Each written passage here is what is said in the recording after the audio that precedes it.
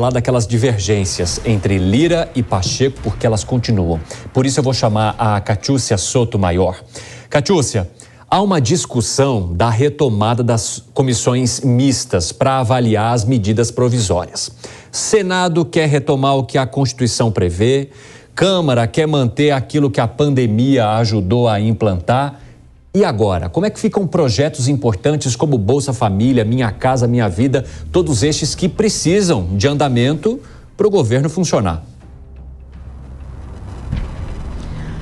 É isso, é uma questão de acelerar as tramitações. Se não for votada no prazo, a medida provisória perde a validade, ou seja, nesse caso, a ampliação desses benefícios do Bolsa Família, no caso dos R$600 e dos 150 extras, esse benefício acaba.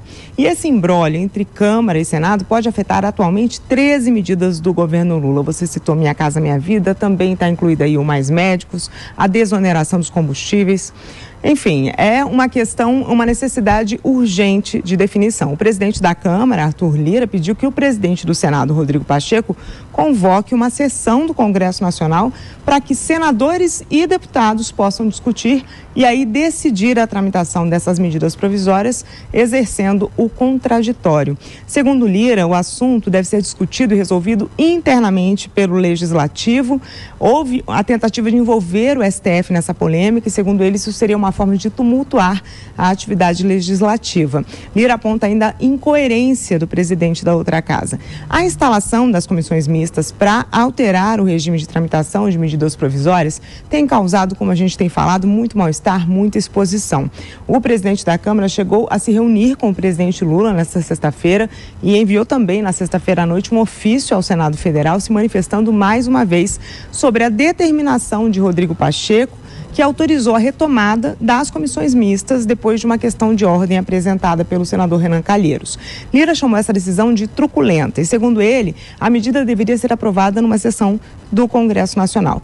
Qual é o grande problema, a grande confusão nessa história toda? Desde a pandemia, como você disse, as MPs são analisadas pelos deputados e depois vão ao Senado. É um processo mais rápido. A ideia dos senadores é retomar o modelo anterior, o modelo oficial previsto na Constituição, em que um colegiado com integrantes das duas casas, ou seja, uma comissão mista formada por 12 senadores e 12 deputados, faz a primeira análise e só então esse relatório aprovado, ele vai ser analisado primeiro no plenário da Câmara pelos deputados e depois no plenário do Senado pelos senadores.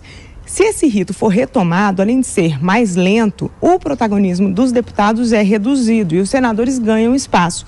Porque hoje a reclamação, principalmente vinda do Senado Federal, é que as propostas ficam muito mais tempo para análise na Câmara e o Senado acaba não conseguindo se aprofundar nesses temas antes de votar.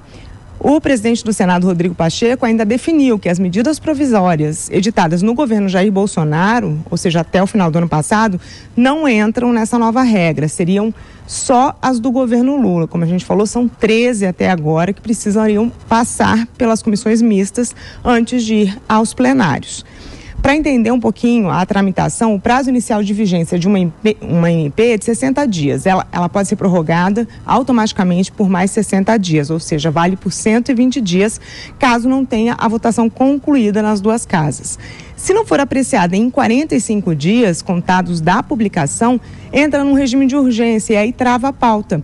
E esse problema todo, esse embate de travar a pauta pode afetar políticas públicas do governo Lula que foram estabelecidas por meio de MPs, como a que garante os R$600 do Bolsa Família, o Minha Casa Minha Vida, a que reestrutura o Mais Médicos e a que define, por exemplo, a desoneração dos combustíveis.